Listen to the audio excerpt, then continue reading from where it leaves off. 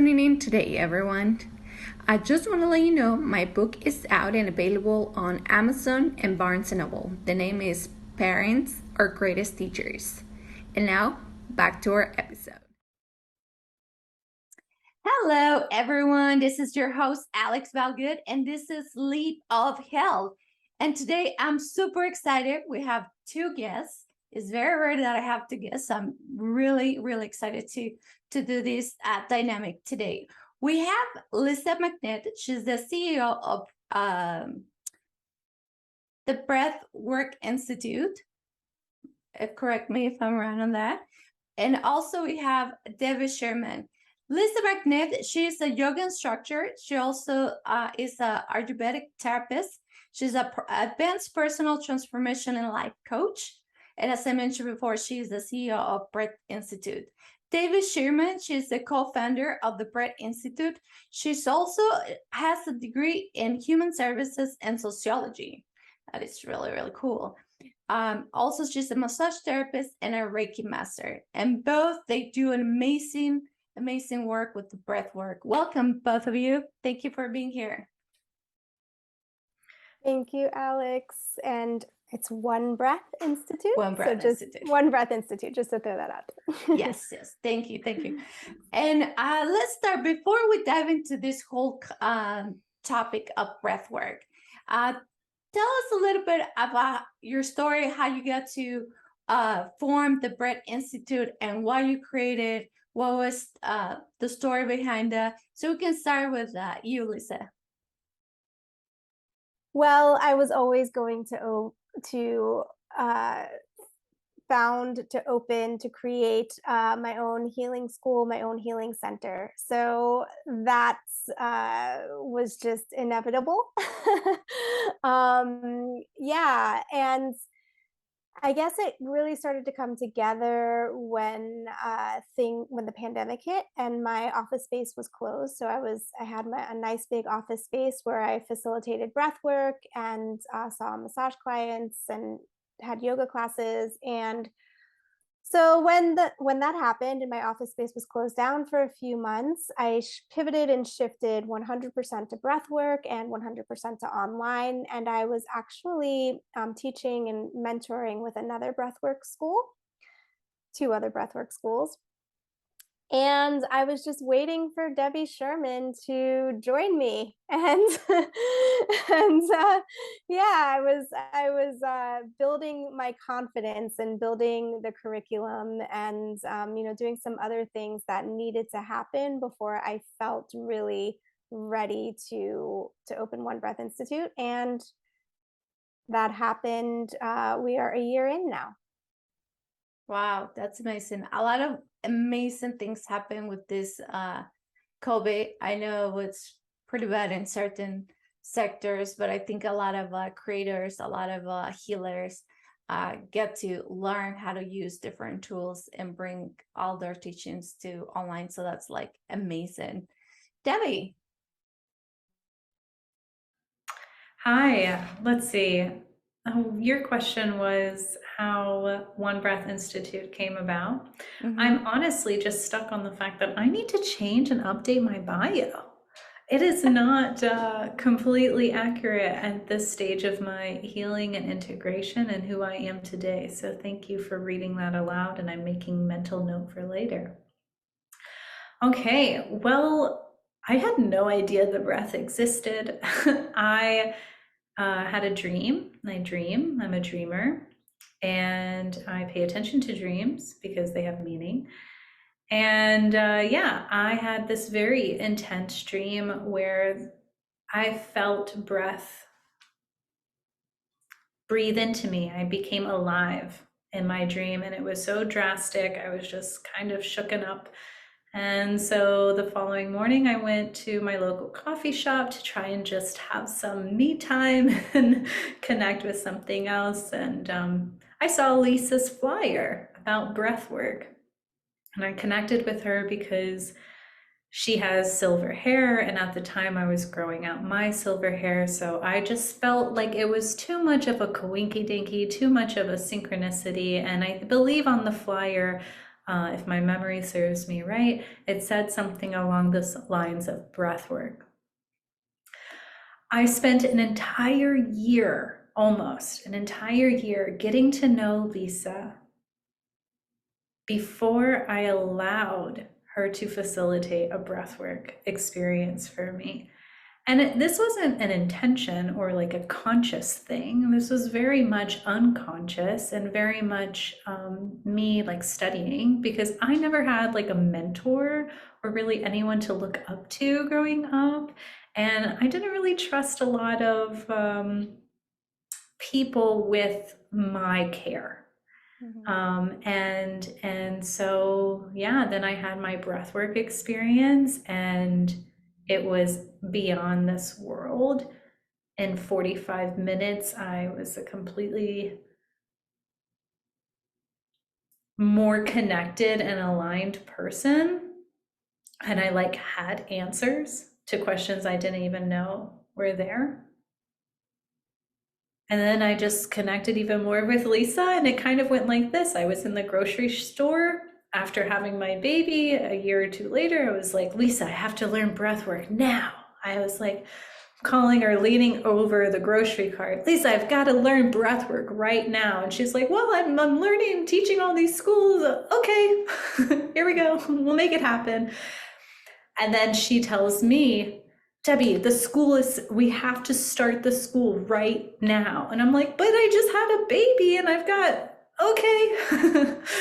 So, yeah, thank you for asking that question. It's always fun to hear how we reflect on that time. And those are just pieces that really highlights today in this moment. I'm just laughing. I'm laughing because so much of breath work is such a healing modality that it really does bring us more connected to ourselves, and ultimately brings us more connections with others that are aligned with who we really are. And so I'm just remembering those moments of Lisa and I being like, I feel the calling and you must answer. And then the other one's like, I feel the calling and you must answer. And so here we are, and we have an amazing international school. I love it. That's awesome. I mean, that's how great things come about, right? Like you feel it, you call either your future mentor or your friend, and you're like, let's do it, let's make it happen. And now you guys are here with that international school. So that's super amazing. Let's go a little bit about into the what's breath work. Any of you like to answer? Yeah, so breath work is a very general term. So a lot of people are hearing breath work these days, and so it's a great question, because what does it mean? And because it's blowing up and it's becoming so powerful, it can there are a lot of different people using the word, but they're doing different things. So the general term, generally when you hear the term breath work, we are speaking to, or it is speaking to, a way of healing, a modality of healing the body through utilizing the breath. Most breath work that is referred to for this healing would be what is very popular. Another very popular term is called conscious connected breath work, or circular breathing. Conscious connected breath work or circular breathing. Breath work, most of breath work today stems from either rebirthing breath work, which was developed in the 70s.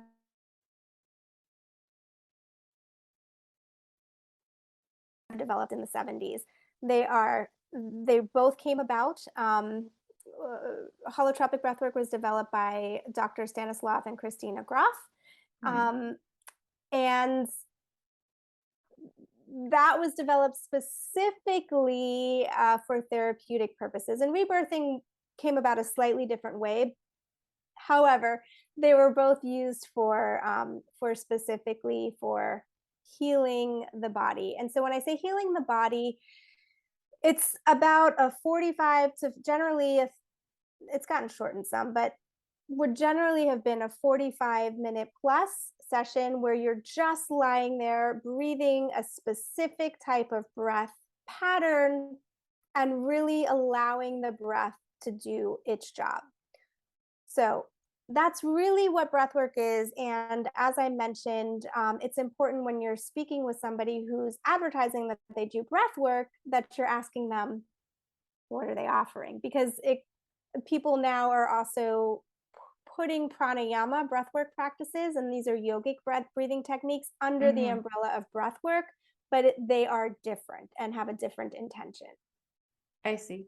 Can you tell us a little bit about of those two breathings that they do in the yoga? Because I think those are the ones that people probably have heard the most, or when they hear like at their yoga sessions and they're like, oh, let's do a little bit of breath work, and they do whatever it is combined with the yoga. What's the difference of doing that and what you guys do? Yeah, so pranayama is breath control. That's what it means. That's what those words mean. Pranayama is essentially breath control. So there are a lot of different types, and some of the ones that people might be familiar with would be alternate nostril breathing. It might be Kapalabhati breath. It might be even the 3-part breath, or yeah, there's a lot of those are ones that are there's more. It's endless. Not endless, Wow. but there's a lot. So breath control. So with pranayama, you are controlling your breath for a specific outcome. And each one of these has a different outcome. So for example, that alternate nostril breathing balances the 2 hemispheres of the brain, helps to balance the nervous system. What we are doing, and specifically we've created a system called introspective breathwork, and introspective breathwork is based on those foundational breathwork practices from the 70s. The intention behind what we are doing is we are surrendering control, we are releasing control of the breath, and we believe that every person has their own unique breath patterns that will serve them in any given moment. So we start out with a specific breath pattern, a sort of circular breath pattern that once your body gets into the rhythm of it, we invite you to let go of trying.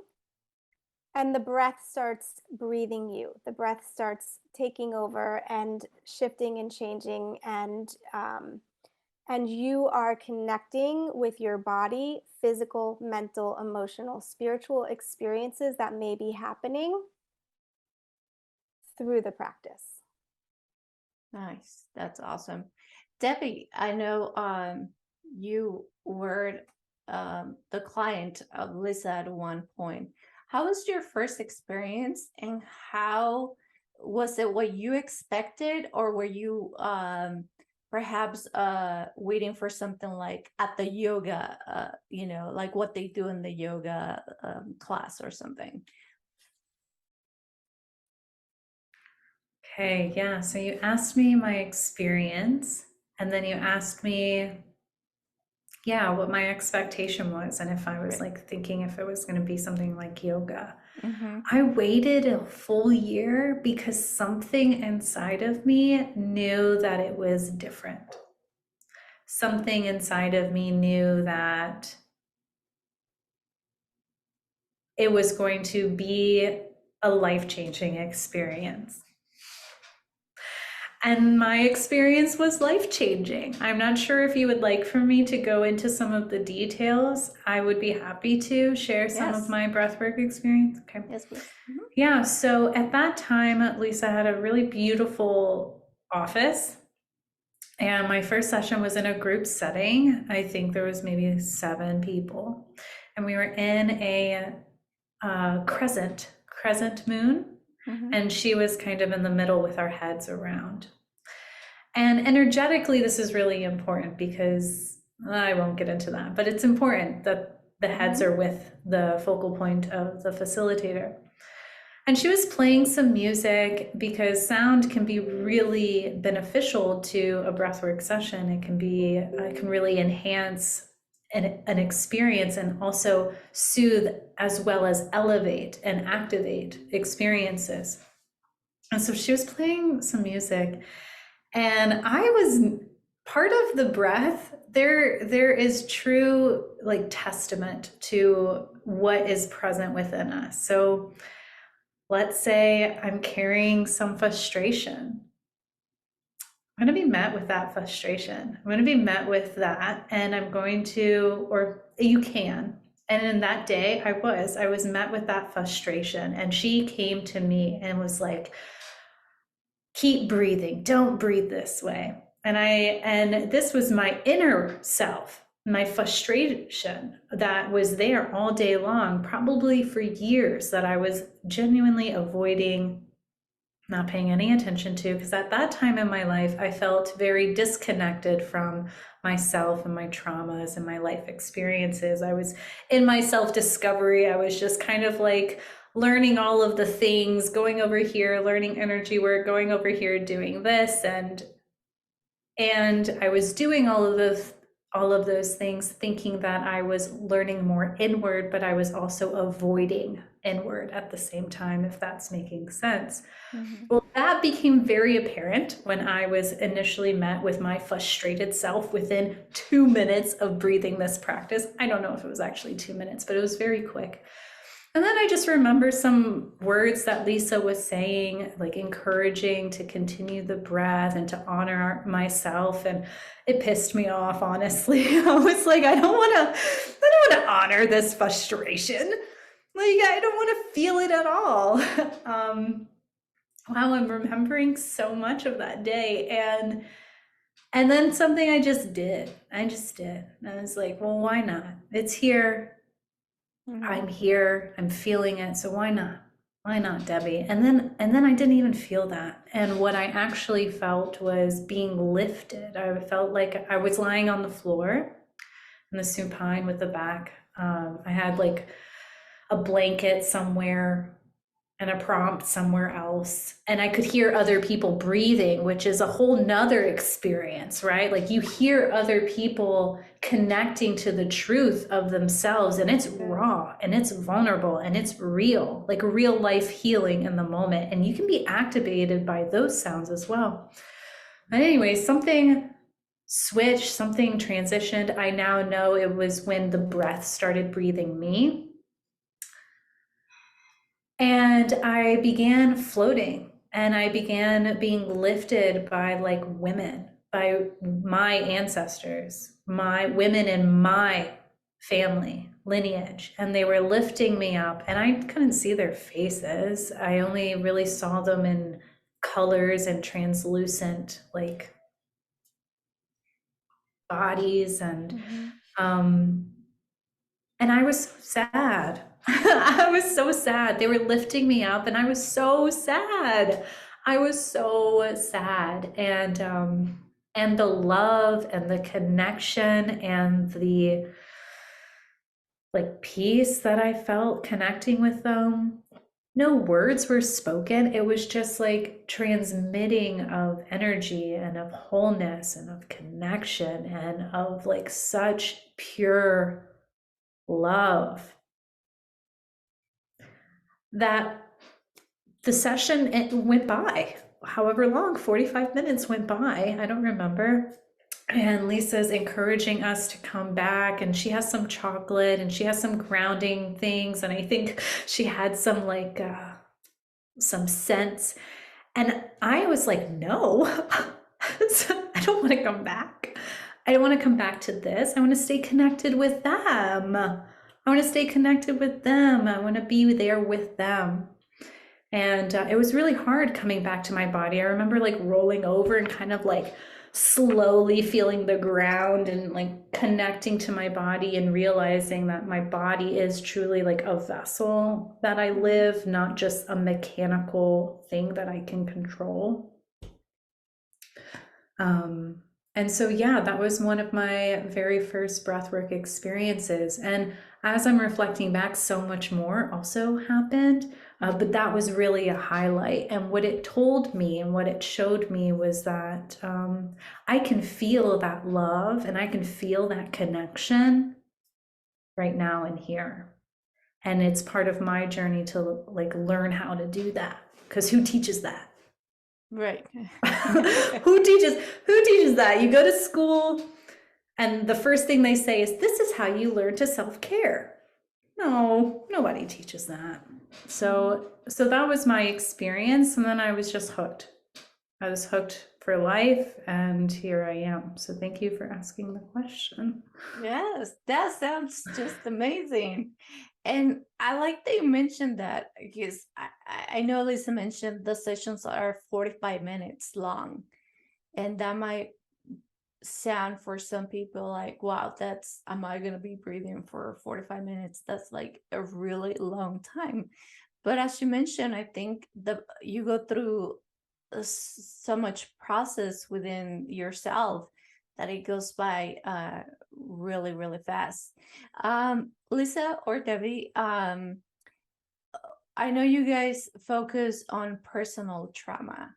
What are some of the things that you guys work with your clients with this breath work that is so important, and that most often we forget to even just breathe? Like, I think in general, everybody goes about their days without even a deep breath. And I think that's like a very important point to make today, for whoever is listening. Take the time and just breathe. Yeah, yeah, and actually that session, Debbie, was an hour. Wow. So just to Yeah. add that it can be up to an hour and still feel like it went by quickly. So you asked, this is a great question. You asked what kind of traumas do we work with our clients, and then you also spoke to how oftentimes in today's society people don't realize they aren't breathing. And Mhm. so I'd like to highlight that right there. That one piece that we are walking around disconnected from ourselves to the degree that we don't realize that we aren't breathing, or that we aren't drinking enough water, or that we aren't eating when we're hungry, or that we aren't, going to the bathroom when we need to. So I want to address trauma, Mhm. because trauma, a lot of people, when they hear that word, they think about something bad happening to somebody, right? A specific event. So I can sit here and I can tell you that I have worked with people who have experienced, domestic abuse and physical violence, and sexual abuse and incest, um, which is true. However, people don't realize, or what we aren't aware of, is that trauma isn't necessarily an event that happened to us or something bad. Mhm. Trauma is an intelligent system of our body. Trauma is an intelligent part of our body that responds to situations that we are met with.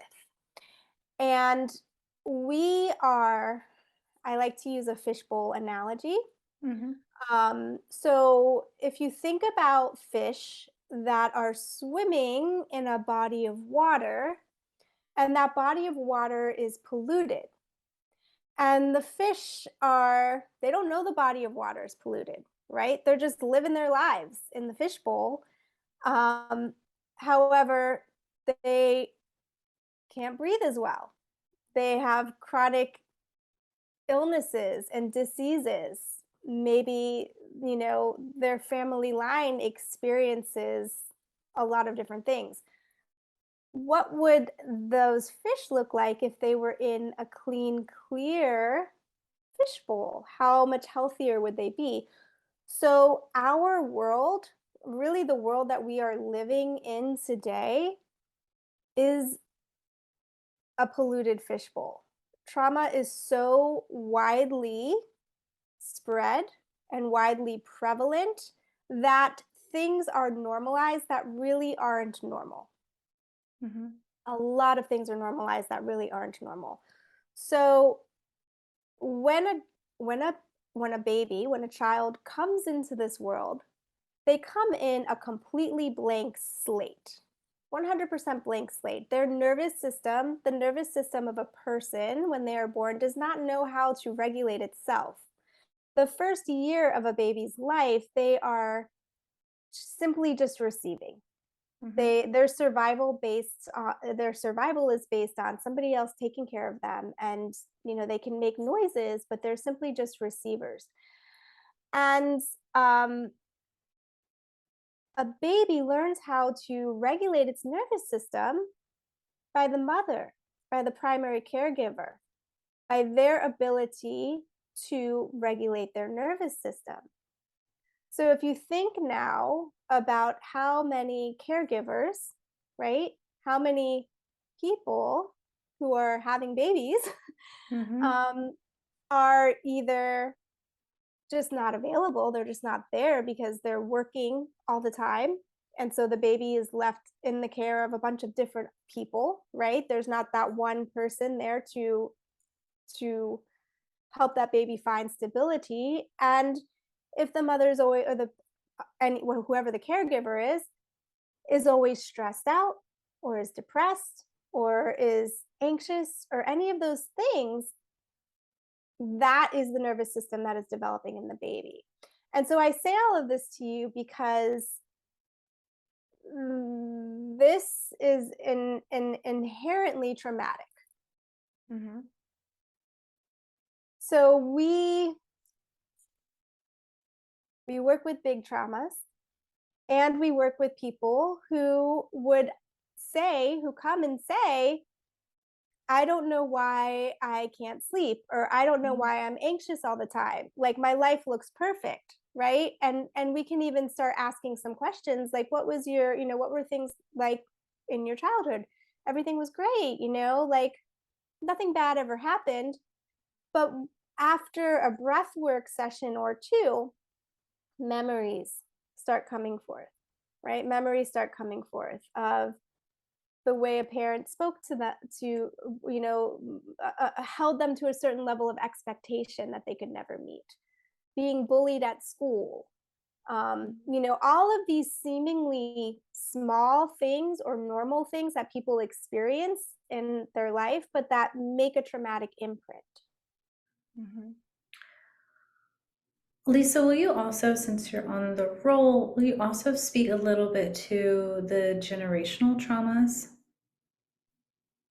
Go for it, Debbie. Okay. Well, you just know it so much better than I do. Okay, so I won't share that piece then because I don't know that story well enough to articulate it. I'm you wanting talking me to about the speak study. Okay, yeah. I'm talking about Okay. the study. Yeah, I know of it, but I don't think I would do it justice completely. But I am just wanting to highlight that generational trauma, like I can be experiencing in my nervous system a reaction to a smell or to another sensory. So we have smell, sight, touch, taste, intuit, and probably a lot more if we really start thinking inward and speaking on energetic terms too. So I could be activated or triggered in my present life and have no idea why that smell is making me feel certain ways until I look at my family's history and maybe realize that my family lineage is connected to the Holocaust and the smells around that. Mm-hmm. And so using and coming back to that fishbowl analogy, we are only aware of what we're aware of. We only know what we know. And we carry the history of our family, period. Mm-hmm. And coming back to the question, like, who do we work with? We work with people who are ready to go from unconscious living to conscious living. Because trauma and that intelligent reaction is primal, it's survival, it's unconscious. The body takes over. They're like, no brain, we're not paying attention to you. We're doing exactly what we need to do right now, well, in connection to the brain to survive in this moment. And so that's an unconscious experience. And so people who are listening, you may realize as I'm speaking right now how maybe a lot of your day is just through habitual patterns and routines. Like, how much of your day, how much of your conversations are truly present and conscious? Mm-hmm. For example, when we were just talking about this in our community a couple of weeks ago, the shift between a conversation turning into conflict, right? We can have conflict within ourselves, but I'm sure everyone can relate to this. You're in a conversation and then something happens, something goes sour, and now you're no longer friends with that person.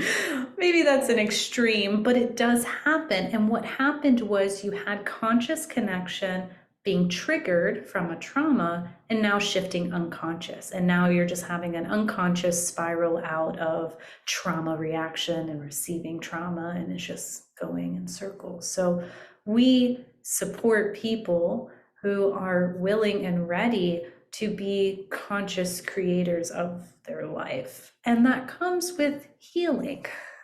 Mm-hmm. Yeah, I often, oh, Go ahead. Go ahead. just one little sentence. I oftentimes say that, because Debbie mentioned conscious, but I'll throw in presence, present. Healing trauma and becoming present really are two sides of the same coin. Yeah. And that's like a very great point that you guys are making. A lot of people think of trauma as an accident, as of something very crazy that happened to them. They were raped or something to the extreme. But I think more and more I hear it, and more I feel like people want to learn more of what actual trauma is. And as you guys mentioned, it's generational. It could be really anything. It could be your 4-year-old didn't like how your mom spoke to you, or you felt in a certain way. That those are, even though they're like baby traumas, they're still traumas.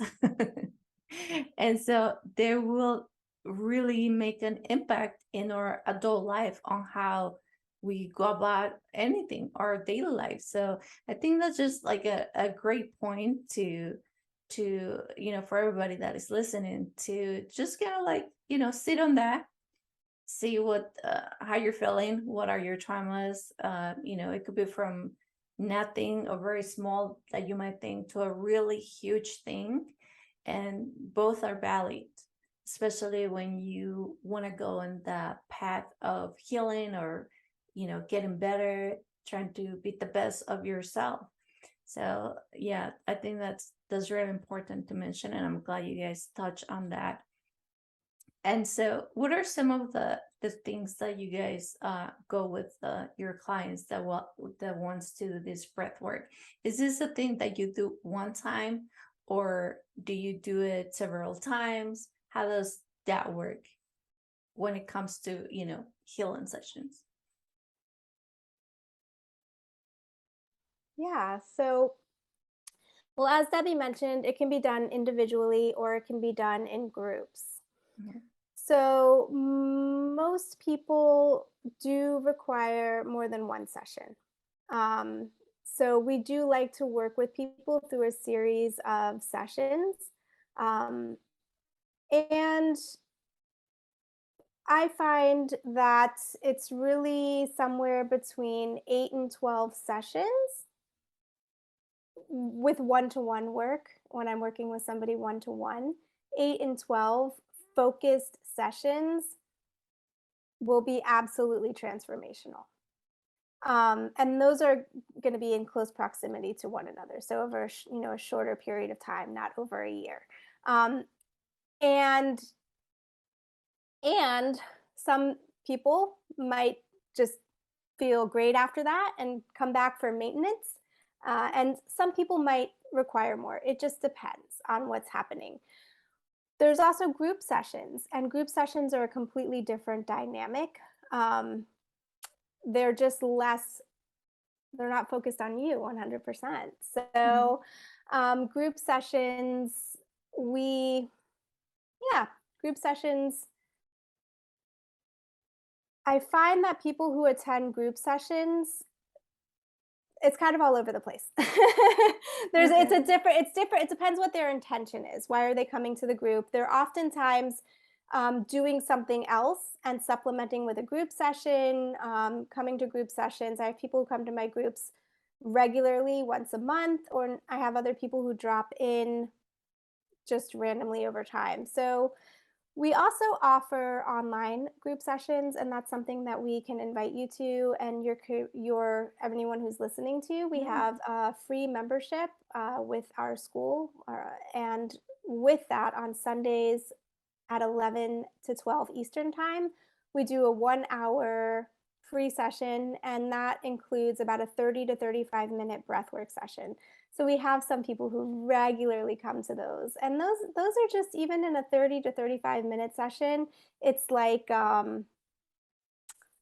it's a reset. It's a Mhm. good opportunity for some nice insight and a reset button. So yeah, that's what I want to speak to about groups. People who are coming to groups, whether it's regularly or it's a one-time thing, they're going to get something out of it. They're going to grow a deeper relationship with themselves. They're going to better understand themselves, but they aren't getting that same experience of going really, really deep and being held on a one-to-one, and having that focused attention.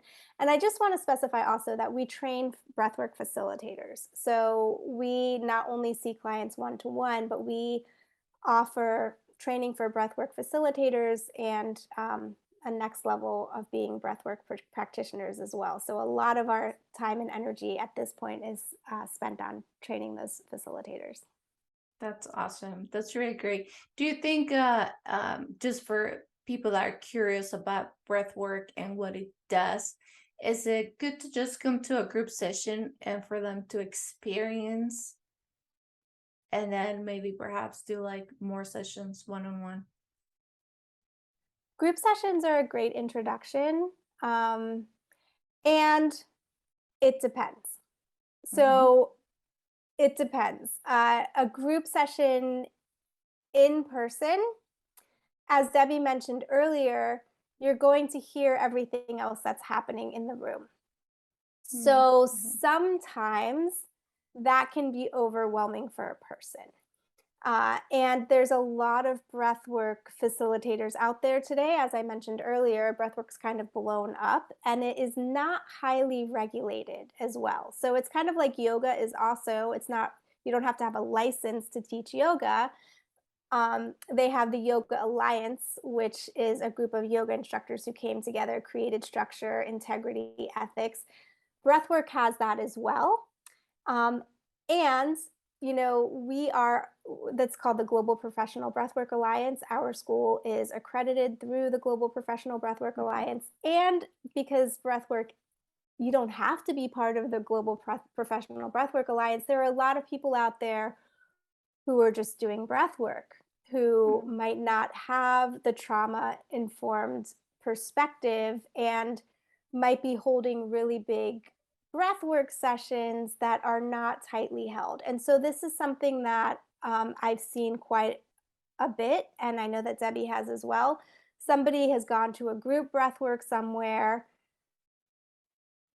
had a negative experience, and then been afraid of breath work after that.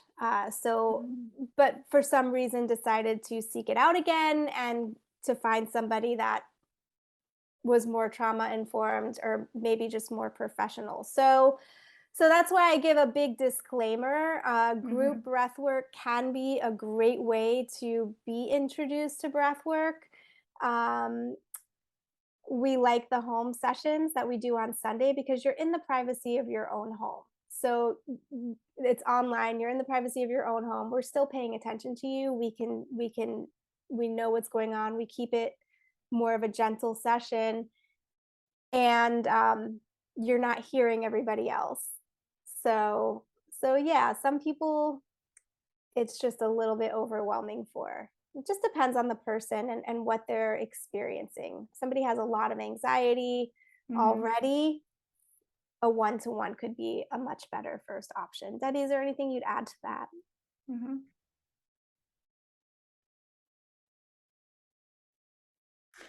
Well, yes. Uh, we are about to have an amazing 7-day introspective breathwork experience being launched. So, for everyone who is seeking out breathwork, come to our school. I only recommend my school. And that's because, as someone who has been through a lot of therapy in life, and again, it took me a full year to entrust in someone. I know the ethical standards that need to be held within breathwork. Um, and yeah, One Breath Institute is the school. So if you're wanting to experience breathwork, we have a lot of free services that you can join in and participate in. And not all of those offerings, like the 7-day experience, they're not going to be hour-long videos. They are up to 7 minutes of a guided introspective breathwork experience where you get to connect with yourself through the power of your breath and figure out for yourself what you need and the breath that you need. And for everyone listening to, like, Mhm. the breath is so important, and it's also really important if you feel connected.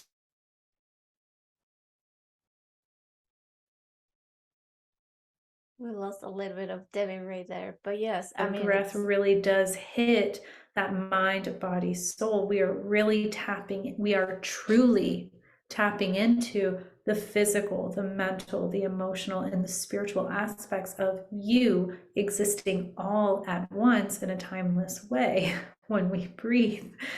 And yes. so it's really important that there is trust with the person facilitating, or a sense, an intuition of safety. And it's okay if you don't know what safety means for you right now, but you do know what it doesn't mean. And so if you're getting any red flags anywhere, if anyone's trying to sell you something, if anyone's saying, hey, all of your problems are going to be fixed, well, I'll take that back. It's very possible that breathwork can fix a lot of problems in one experience. I'll take that back. And it's not, when you're approaching breathwork in the healing place, instead of performance and like doing, right? Mhm. In a more healing approach, it's so important that there is a trusting and a connection, and that person that's holding that space for you must show interest in you. If you are in a crowd of 200 people, you're not going to be seen, you're not going to be heard, you're not going to be held. Mhm.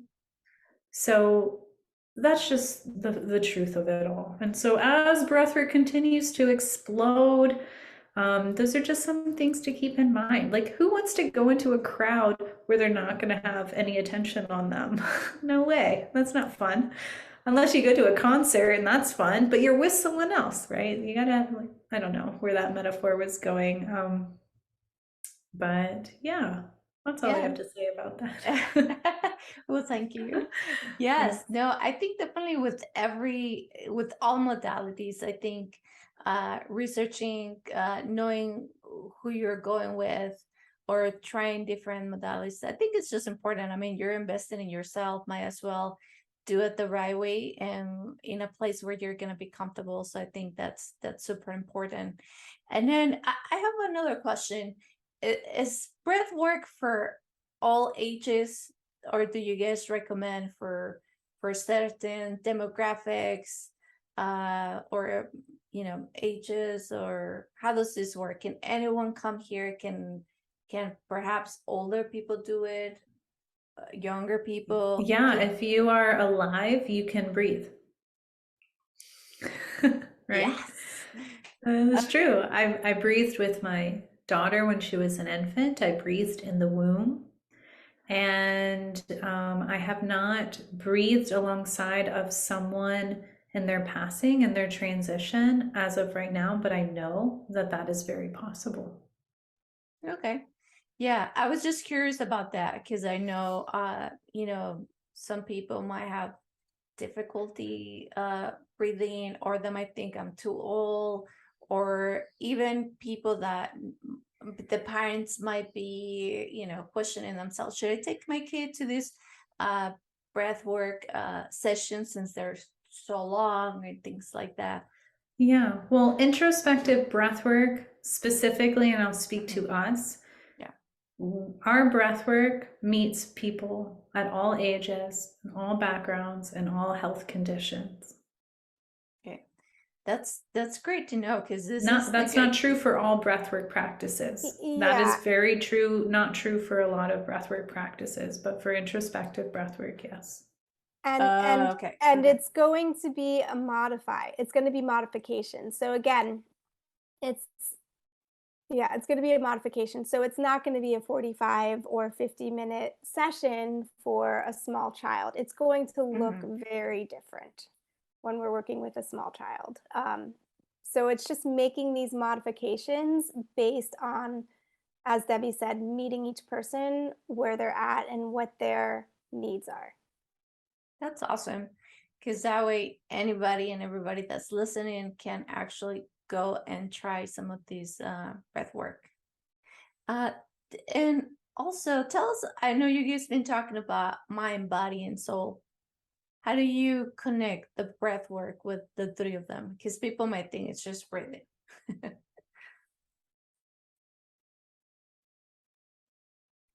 Great question.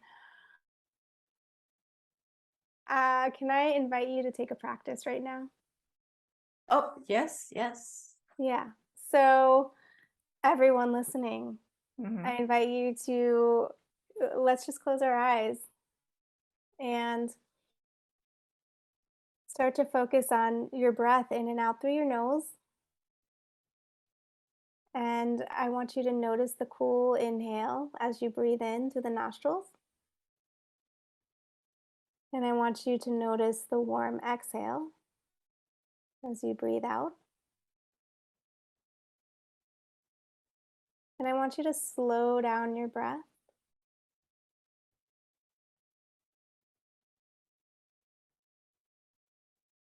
And now I want you to notice where your body moves with the breath. Is it your belly that moves? Is it your chest? Is it both? Is there someplace else that you feel the breath, like maybe the back of the throat?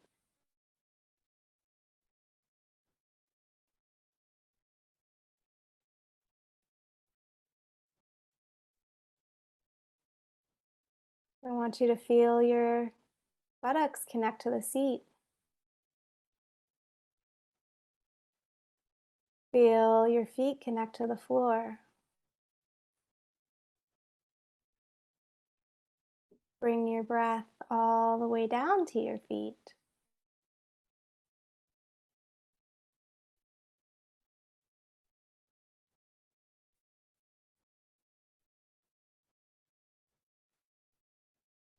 Bring the breath up the body through the crown or the top of your head. And how far above your head can the breath go?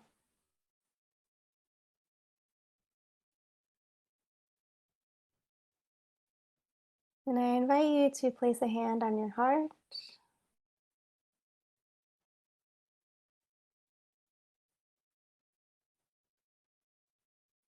To take another few breaths into the chest area.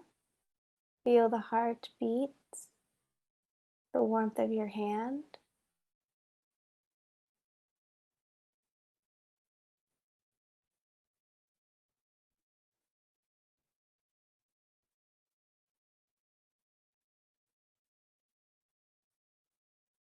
And is there something that your heart needs or wants right now?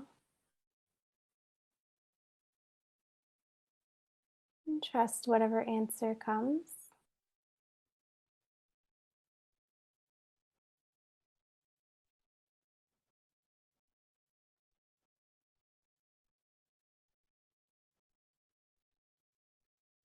And when you're ready, you can lower your hand and you can gently open your eyes.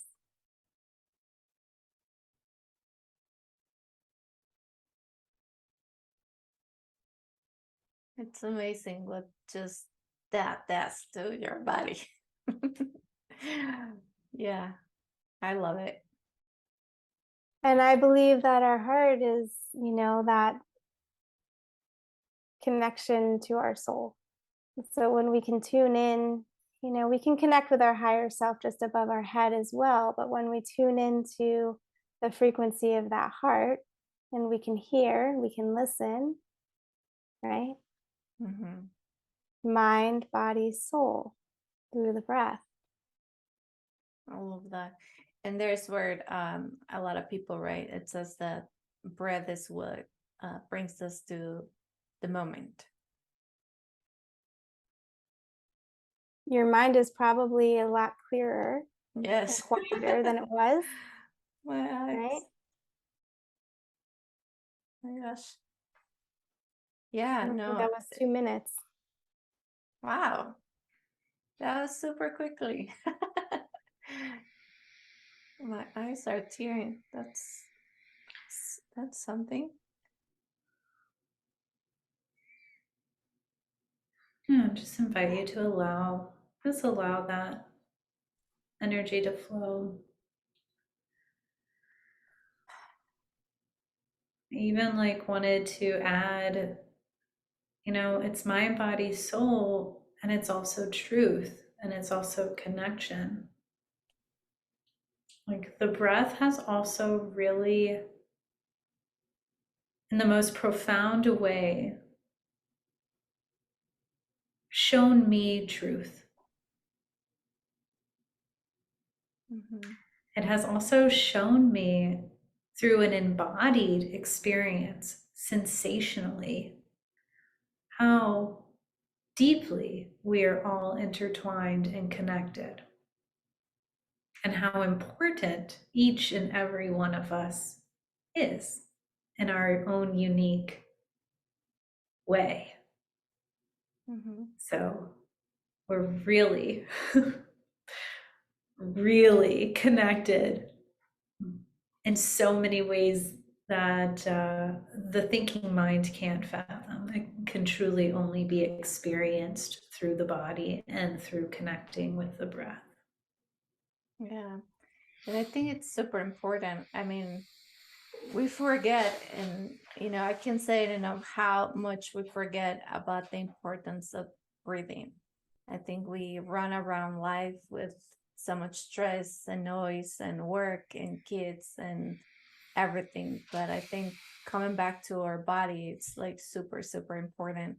Is it are there some of the tips that you will give to someone to just kind of like come back to their breath, not necessarily do like a full on breath work, but some of the tips that can people just start doing at home, when they have like 2 minutes there?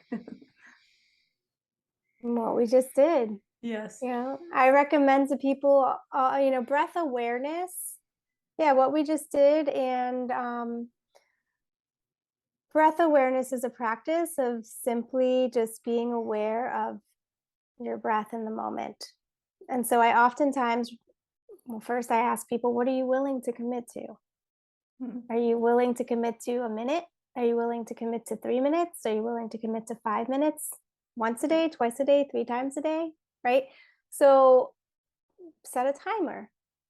Maybe it's starting with 3 minutes or 5 minutes a day of just what we just did a moment ago, or just sitting and just knowing that you're breathing, right? Mhm. If you set timers throughout your day that are like, stop and breathe, right? Yes. Stop and breathe for 1 minute. Set the timer, stop and breathe for 1 minute with full awareness. And with that, speaking to people who are like, but I need a breathing pattern to tell me that I'm doing it right, right? There's no wrong way to breathe. Yeah. So you really can set a timer and connect with your breath and feel changes. Mm-hmm. Yeah, and I like that you mentioned that, it's only 3 to 5 minutes. I mean, we scroll to our phone for 30 minutes on one sitting without knowing we've been scrolling on, social media for so long. So I think definitely 3 to 5 minutes, 10 minutes are so doable. And it's just such an experience every time you do that. I mean, you know, tell us some of the benefits that come with this breathing so that people can get excited about putting the timer. Okay, well, the list goes on, but Right. speaking in truth, I was someone that experienced anxiety, chronic anxiety, and even panic attacks, and I now no longer have them. I experienced them for almost 20 years, and migraines, consistent hemiplegic migraines, for anyone who knows what that is, for almost 20 years. Wow. I don't have them anymore. Mm-hmm. What was once crippling and a disease in my life, I do not have it anymore. And I also am happy. And I have really nice friendships now, like friendships that actually are reciprocating, right? Mm-hmm. I can say no to people. I Mm-hmm. can take a nap and not feel guilty. Right. I ultimately live and have a career, and I created a school that I absolutely love. And I never thought that was possible for me as a 9 to 5 person Mm-hmm. that went through the system, right? Educational system, 9 to 5, do this, be happy. No.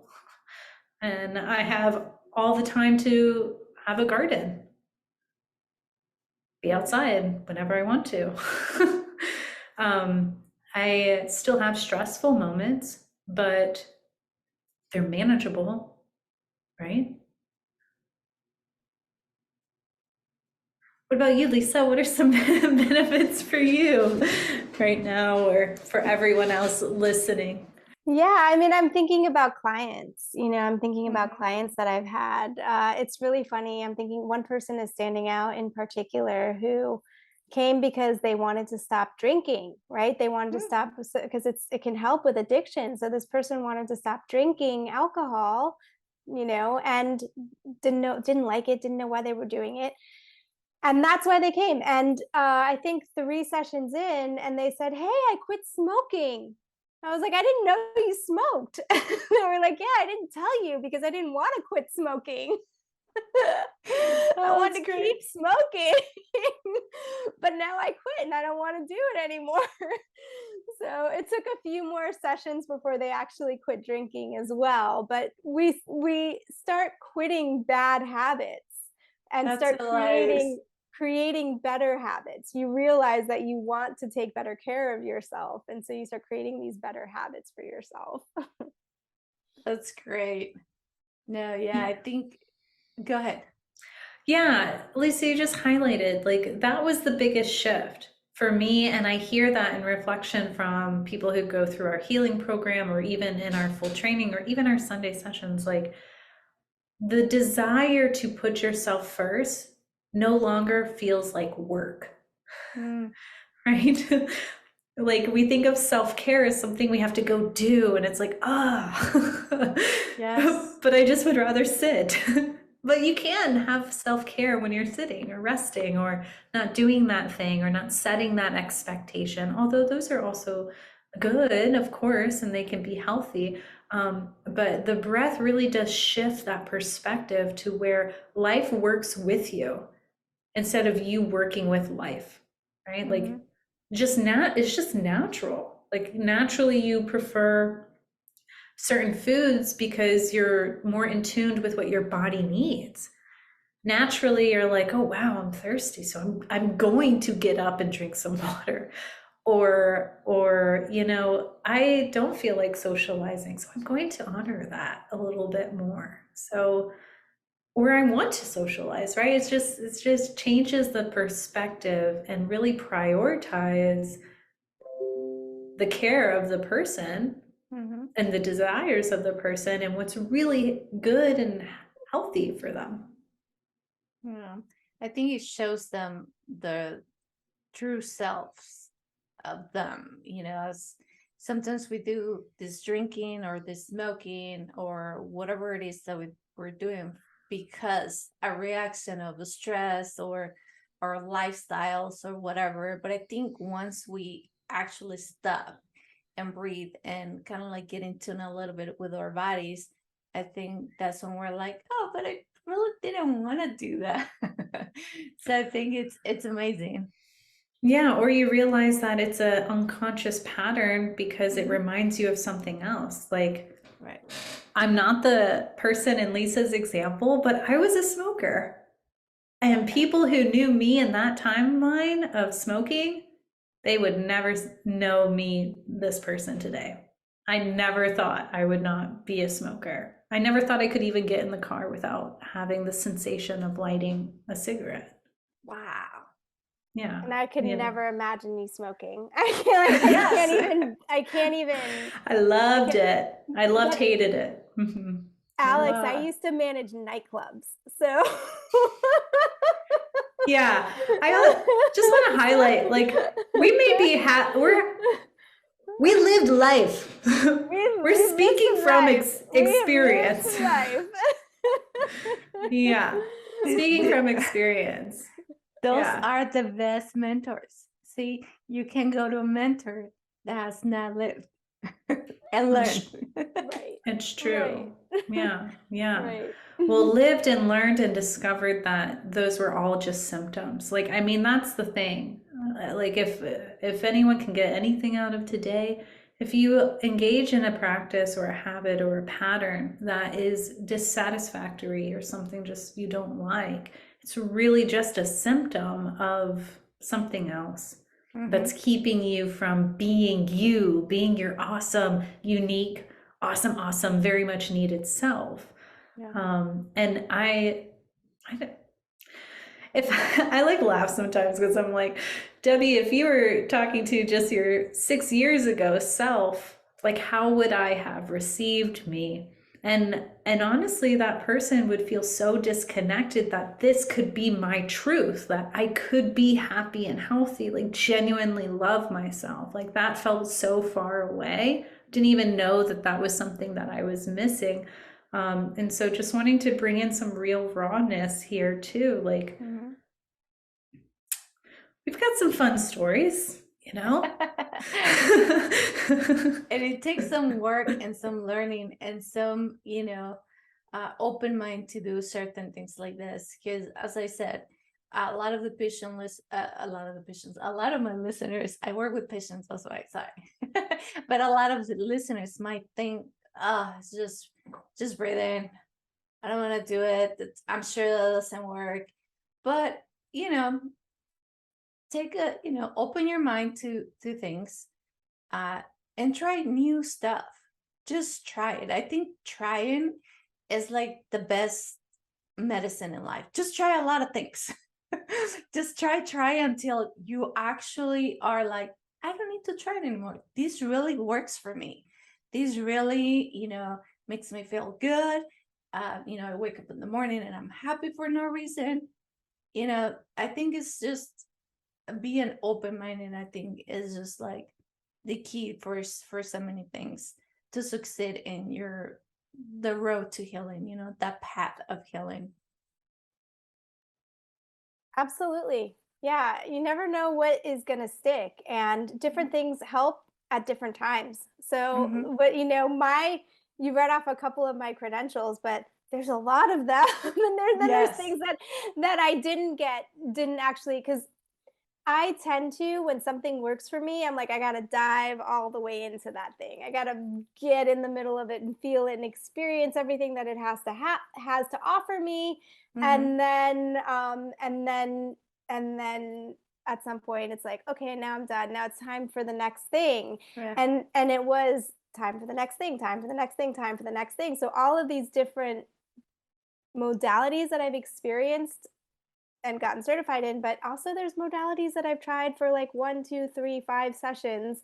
There's so many different things that I've tried and experienced. And once I came to breath work, like that was the one thing that was like at the center of it all. And it's this like endless bottomless pit that I can just stay in and swim around in forever, I think, because it's constantly evolving.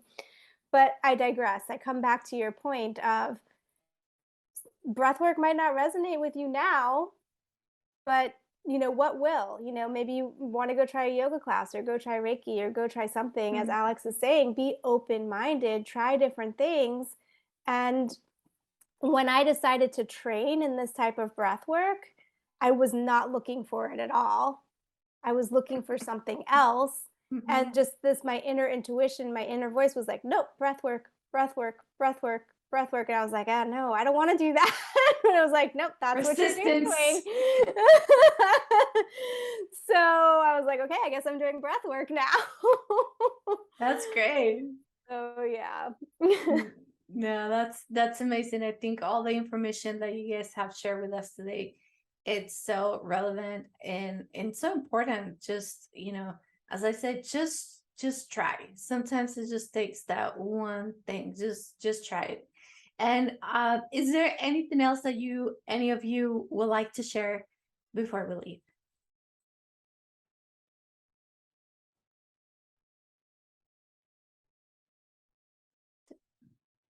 I just want to invite us three and everyone listening in the future to take a breath with us before we close the space. But Yes. other than that, I feel fairly complete. Yes, let's take a breath together.